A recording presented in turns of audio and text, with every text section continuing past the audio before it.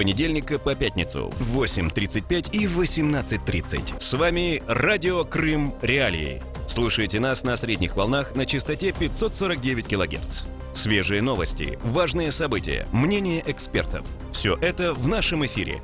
Радио Крым Реалии. Крымчане имеют право знать. Доброе утро, Крым! С вами самое крымское в мире радио Крым Реалии. Я Сергей Макрушин. Встречаемся, как обычно, на средних волнах на частоте 549 кГц или на сайте Крым Реалии. Тема дня. Сегодня мы поговорим о деле Ильми Умерова, заместителя председателя Меджлиса крымско-татарского народа. У него ухудшилось значительно состояние здоровья после того, как он был направлен на принудительную психиатрическую экспертизу. Означает ли это, что в Крым вернулась, как это говорится сейчас, карательная психиатрия, как это говорилось раньше? Мы об этом поговорим после того, как послушаем справку от моих коллег. 100 слов по теме. В Министерстве иностранных дел Украины обеспокоены состоянием здоровья замглавы Меджлиса Ильми Умерова. 22 августа пресс-секретарь МИДа Марьяна Беца потребовала от российских властей аннексированного Крыма немедленно прекратить карательные методы. Состояние здоровья Ильми Умерова значительно ухудшилось 11 августа во время рассмотрения Симферопольским судом вопроса о назначении ему психиатрической экспертизы. После приезда скорой помощи и проведенного кардиографического исследования Умерова забрали в больницу с подозрением на инфаркт. Несмотря на состояние здоровья, подконтрольный России Киевский райсуд Симферополя принял решение о необходимости прохождения Умеровым стационарной судебно-психиатрической экспертизы. На данный момент физическое состояние зампреда Меджлиса только ухудшается. Об этом в комментарии для Крым Реалии 21 августа заявила его дочь Айше. Адвокат Умерова Марк Фейгин заявил, что расценивает помещение Ильми Умерова в психиатрическую больницу как пытки. Еще один адвокат Умерова Николай Полозов сообщил, что защита подала заявление в ряд инстанций. В документах подчеркивается, что замглавы Меджлиса незаконно помещен на экспертизу. Заявления поданы на имя генпрокурора России Юрия Чайки, директора ФСБ Александра Бортникова, уполномоченного по правам человека в РФ Татьяны Москальковой. Российская ФСБ возбудила уголовное дело в отношении Ильми Умерова по статье «Сепаратизм» в мае этого года. Подконтрольная Кремлю прокурор Крыма Наталья Поклонская объяснила это тем, что он, по ее словам, призывал к нарушению территориальной целостности РФ в эфире украинского телеканала АТР. 100 слов по теме. Считаете ли вы, что то, что происходит сейчас с Ильми Умеровым, это возвращение карательной психиатрии, в данном случае в Крым или нет? Вы можете высказать свою точку зрения. Номер телефона 8 800 10 06 926. Для Крыма этот номер телефона бесплатный, 8 800 10 06 926. Пишите нам в Твиттер, предлагайте свои темы программ, заходите на сайт Крым Реалии, читайте наши материалы и смотрите прямые видеотрансляции эфиров, этого в том числе. Крымчане говорят. Я звоню из Севастополя по поводу туристов. Так в Севастополе их просто нет. Ярым украинкам, которые не хотят получать русские паспорта, пускай шуруют на Украину и там получают пенсию. В Украине сложилось мнение, что во всех бедах виновата Россия. Мы их не звали сюда. Я даже был согласен получать 800 гривен украинских, но свои. Радио Крым Реалии. Крымчане имеют право знать. Это радио Крым Реалии. Сергей Макрушин у микрофона. Говорим мы о деле Ильми Умерова. С нами на связи адвокат Ильми Умерова Николай Полозов. Николай, доброе утро. Да, прежде чем мы начнем с вами разговор, давайте послушаем, что же говорит прокуратура по делу Ильми Умерова. В данном случае послушаем Наталью Поклонскую. Она сейчас в агитационной кампании занята, но она успела прокомментировать, пока она исполняла обязанности так называемого прокурора Крыма. Точка зрения. Прокуратурой Республики Крым изучено процессуальное решение Следственного отдела ОФСБ о возбуждении уголовного дела по признакам преступления, предусмотренного частью 2 статьи 280 пункт 1 Уголовного кодекса Российской Федерации в отношении Ильми Рустумовича Умерова. Он подозревается в совершении публичных призывов и действий, направленных на изменение территориальной целостности Российской Федерации. Установлено, что в марте 2016 года Умеров, находясь на территории Украины, выступал в прямом эфире украинского российского телеканала АТР, где публично выступал с призывами о необходимости нарушения территориальной целостности Российской Федерации. Затем выступления Умерова были размещены в сети интернет. Точка зрения. Ну что ж, это позиция контролируемого Москвой прокурора Крыма Натальи Поклонской, которую она озвучила до того, как уйти в отпуск, связанный с избирательной кампанией. Говорим мы сегодня о деле Ильми Умерова. Это радио Крым Реалии, Сергей Макрушин у микрофона. С нами на связи адвокат Николай Полозов. Николай, решение о принудительной психиатрической экспертизе обжаловано. Вот на какой стадии находится обжалование сейчас?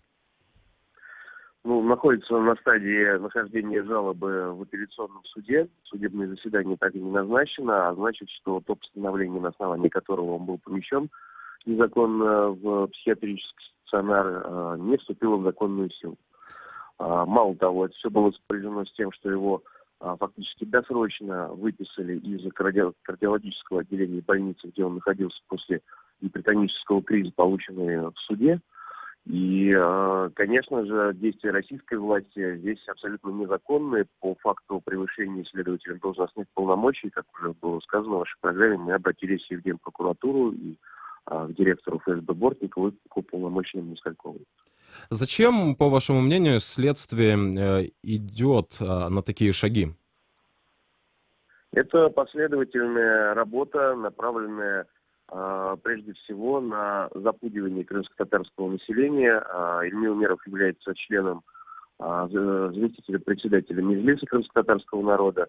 Сама Поклонская запрещала Меджлис, инициировала подачу в суд и рассмотрение уже первой инстанции прошло сейчас, будет скоро рассмотрение второй инстанции, дело о запрете Меджлиса как организации на территории Российской Федерации. А также последовательно преследуется члены Меджлиса. Ахтем Чайгоз уже второй год. Вот сейчас добрались до пожилого и очень больного Ильми Умерова.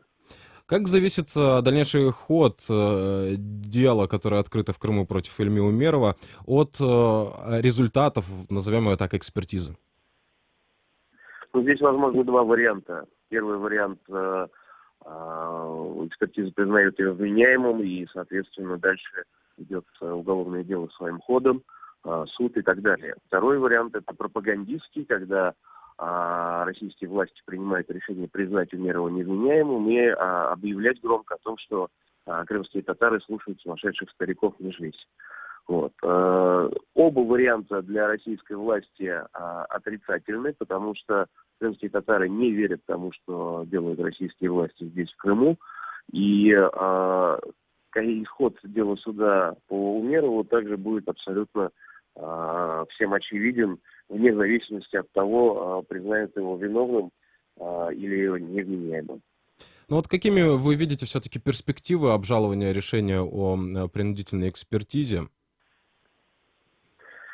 Что касается перспектив, то сейчас ключевая задача все-таки попытаться сократить максимально срок этой экспертизы, вытащить из психиатрической клиники Умерова, поскольку состояние здоровья у него таково, что ему необходимо находиться под присмотром врачей и кардиологов. Таких условий в психиатрическом стационаре нет. Экспертиза уже де-факто проводится, то есть врачи проводят собеседование с ним в нарушении закона. Но в конечном счете, если нам удастся признать незаконным его помещение в стационар, то, конечно, по закону результат экспертизы должен быть признан недопустимым доказательством. Николай, оставайтесь, пожалуйста, с нами на связи, если у вас есть возможность. Я напомню, что с нами на связи адвокат Ильми Умерова Николай Полозов. Давайте послушаем, что нам сказал Ильми Умеров сам. Нам вчера удалось с ним связаться. Ему телефон, практически у него нет доступа к телефону. Было несколько секунд. Мы спросили, не применяют ли в его отношении пыток и как он на данный момент себя чувствует. Герой эфира. Пытают это понятие относительное. Сам этот весь процесс как одна большая пытка. Вчера мне было плохо, сегодня более-менее. Герой эфира. Давайте еще послушаем, что сказала дочь Ильми Умерова Айше об ухудшившемся состоянии здоровья ее отца. Обострение произошло 21 августа. Мнение. У него подскочил сахар, упало давление, головокружение, он потерял сознание. Вот, его быстро привели в чувство, потому что я сразу позвала медсестру, которые рядом дежурят, вызвали дежурного врача. Состояние удалось стабилизировать, но вот сейчас мы вышли от него, давление снова 150, он багровый, то есть состояние здоровья не очень хорошее, постоянные головные боли, вот, но духом он держится, он стоит на своих позициях, от своих слов не отказывается. Мнение. Это Айше Умерова, дочь Ильми Умерова. Она говорила о состоянии здоровья ее отца. Мы говорим сегодня о деле зампредседателя Меджлиса Ильми Умерова. Сергей Макрушин, микрофона. К нашему разговору присоединяется председатель Меджлиса крымско-татарского народа Рифат Чубаров. Рифат ага, доброе утро. Здравствуйте. Какая реакция Меджлиса на то, что происходит сейчас в Крыму и на то, что происходит сейчас с Ильми Умеровым в частности? Но мы стараемся предпринять все возможное от нас для того, чтобы повлиять на положение наших товарищей, друзей, наших соратников, членов Меджлиса крымского народа. Не все можно говорить в прямом эфире, но наши усилия носят очень разносторонний характер. Мы работаем как и с адвокатами, и с Николаем Полозовым. Вы сейчас вели интервью. Мы работаем с дипломатами, представителями посольств ведущих стран мира. Я надеюсь, сегодня уже будет реакция некоторых государств. Мы работаем с государственными органами Украины. Мы пытаемся в этих условиях максимально попытаться воздействовать на российских политиков страны, которая оккупировала Крым, но не могу сказать о том, что это воздействие нам удается. Россия сейчас заняла, правители России заняли абсолютно тупую позицию во всех вопросах, связанных с взаимоотношениями своей страны, как со всем внешним миром, полностью отказ от взаимодействия в рамках нормандской четверки и совершенное игнорирование будь какого взаимодействия с украинским государством в вопросах человека. Рифат Чубаров, председатель Меджлиса крымско-татарского народа, с нами на связи. С нами на связи также адвокат Ильми Умерова Николай Полозов. Николай, скажите, а вот помочь Ильми Умерову может ли сейчас реакция международного сообщества? Вот то, что происходит на дипломатической арене, оно может как-то сейчас помочь Ильми Умерову? Безусловно. Дело в том, что методология принятия решений российскими властями такова, что только внешнее давление может хоть сколько-нибудь изменить позицию Кремля по тому или иному вопросу. Вот буквально на днях приходил следователь, высказывал родным Умерова о том, что зачем они поднимают этот шум, зачем это все необходимо, надо делать все тихо, спокойно. Вот если следователь ФСБ говорит, не надо поднимать шум, значит, ровно делать надо все наоборот. И вот этот раздражающий фактор, внешний раздражающий фактор, по сути, является ключевым рецептом по изменению повестки Кремля по, в том числе, вопросу Умерова. Я считаю, что других механизмов нет, воздействовать изнутри России, в том числе посредством правовых механизмов, в отсутствии права как такового, другого пути нет.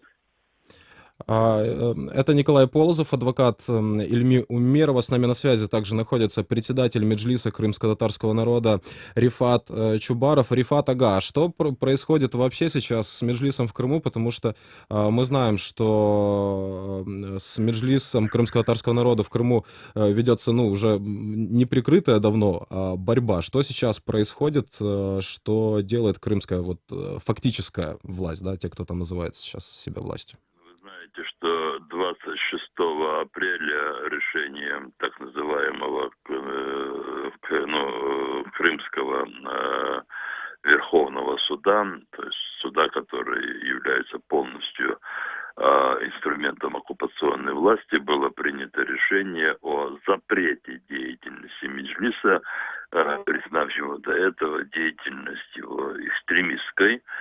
Это решение хоть и не вступило в законную силу, поскольку наши товарищи, члены Меджлиса, проживающие в оккупированном Крыму, направили апелляцию в высшие судебные инстанции, собственно, России. Тем не менее, в взаимоотношениях с Меджлисом крымская оккупационная власть ведет себя таким образом, как будто бы это решение уже для них является окончательным. Ну, у нас есть нами же утвержденные формы работы для такого чрезвычайного режима, и мы работаем в соответствии с этой формой. Я хотел бы на этом просто в этом вопросе остановить комментарии дальше. Спасибо. Я напоминаю, что с нами на связи был председатель Меджлиса крымско-татарского народа Рифат Чубаров. Говорим мы сегодня о деле Ильми Умеровой. Я напомню, что его состояние здоровья резко ухудшилось после того, как было принято решение о помещении его на принудительную психиатрическую экспертизу. Вот адвокат Ильми Умерова Марк Фейгин заявил, что расценивает помещение его подзащитного в психиатрическую больницу как пытки. По его словам, защита собирается отправить обращение в Европейский комитет против пыток в Страсбурге по поводу действий органов следствия ФСБ. Мнение. Я призываю украинское политическое руководство сделать заявление о ситуации с Ильми Умеровым, находящимся в клинике на судебной экспертизе в Симферополе. Его состояние здоровья внушает серьезные опасения за его судьбу. Экспертиза должна быть немедленно прекращена, а Умеров должен вернуться домой под наблюдение лечащих врачей. Так много было сказано слов о предателях украинского государства в Крыму. Стоило бы найти пару-другую слов в поддержку патриота. Мнение. Ну вот еще есть реакция члена Совета при президенте Российской Федерации по развитию гражданского общества и правам человека Максима Шевченко. Он назвал чудовищным симптомом принудительную психэкспертизу, назначенную заместителю председателя Меджлиса Ильми Умерову. Он намерен рассказать об этом президенту России Владимиру Путину. Давайте послушаем. Точка зрения. Если власть начала применять психушки, как это было в советское время, как это было с Владимиром Буковским, который много об этом писал в своем великолепном произведении «И возвращается ветер», как это было с генералом Григоренко, то это очень плохой симптом, это чудовищный симптом.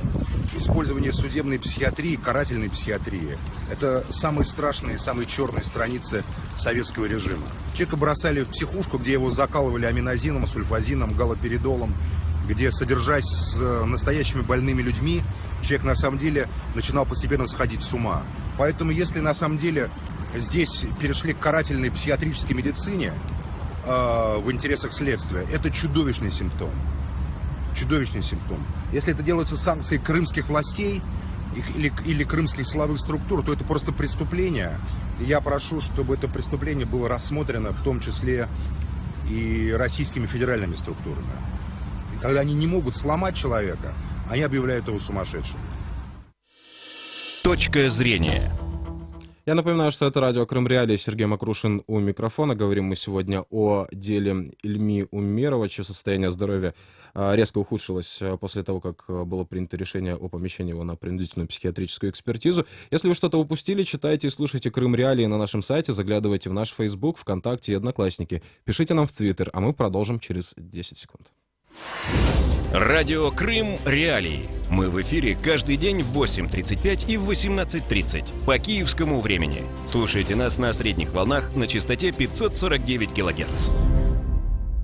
Ну вот, пока что по состоянию на утро сегодняшнего дня официальная позиция Киева на этот счет, на историю с Ильми Умеровым, высказана только украинским МИДом. В Министерстве иностранных дел Украины обеспокоены состоянием здоровья Ильми Умерова и требуют от российских властей аннексированного Крыма немедленно прекратить карательные методы. Об этом в Твиттер написал пресс-секретарь МИД Марьяна Беца. Я процитирую: «Состояние Ильми Умерова тяжелое. тяжелое. Требуем от оккупационной власти немедленно прекратить репрессии и карательные методы». Конец цитаты. Вот это написала в Твиттер представитель украинского МИД Марьяна Беца. Вот я предлагаю послушать еще один комментарий российского адвоката Марка Фейгина. Он призывает украинское руководство сделать соответствующее заявление относительно своего подзащитного Ильми Умерова, которого в Крыму насильно поместили в психбольницу.